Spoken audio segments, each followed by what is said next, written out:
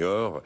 Il y a une vidéo assez étonnante d'Emmanuel Macron lorsqu'il était à Bercy qui dit mais ça n'a pas de sens de réformer les retraites si les gens sont sur le carreau à 55 ans. C'était il y a quelques années. Bon, elle a été évidemment Internet a de la mémoire, donc la vidéo est ressortie. L'Institut Montaigne fait des propositions qui sont publiées en exclusivité par les Échos.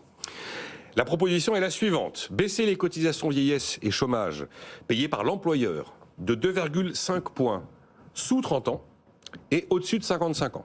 Et en échange, pour être sur une mesure à coût fiscalo-social neutre, augmenter d'1 point la cotisation payée par les 30-55 ans. Le problème, c'est que cette mesure serait a priori sans effet sur un SMIC, car à un SMIC, l'employeur est déjà pratiquement à 0 cotisation. Il lui reste uniquement accident du travail et maladie professionnelle. En tout cas, voilà la proposition qui est faite.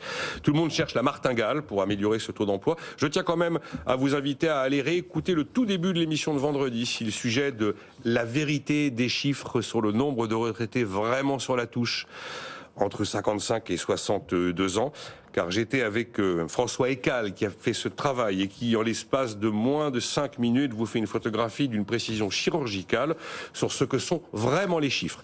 Pour sortir de ces débats où on envoie à la cantonade que la moitié des vieux sont dehors à 55 ans. Non, ça n'est pas vrai quand même.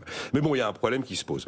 Qui veut réagir à cette solution? Pierre-Henri de Menton, à nouveau jouer sur les cotisations. Voilà, alors d'abord c'est une proposition qui va sans doute être prise par le gouvernement, puisque Franck Morel, celui qui a fait le rapport Montaigne, c'est quelqu'un qui a été le conseiller social à Matignon pendant des années, notamment sous Édouard Philippe. Olivier Dussopt, ministre du Travail, a déjà dit qu'ils allaient prendre une initiative dans ce domaine, donc ça a regardé effectivement de près. Ensuite, il faut faire attention parce que, pour moi, il y a deux obstacles en dehors de l'éternelle critique sur l'usine à gaz avec les effets de seuil, bien etc. sûr, là, Qu'est-ce que je fais à 29 ans et à 10 mois, et puis après, bon.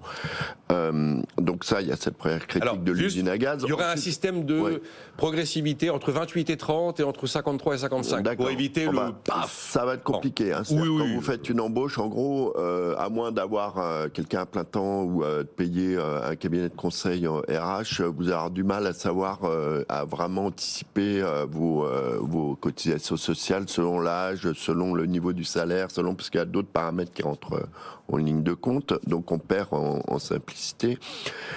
L'autre chose, c'est qu'il y a je pense qu'il faut faire très attention de savoir de quels emplois on parle. C'est pas tout à fait pareil.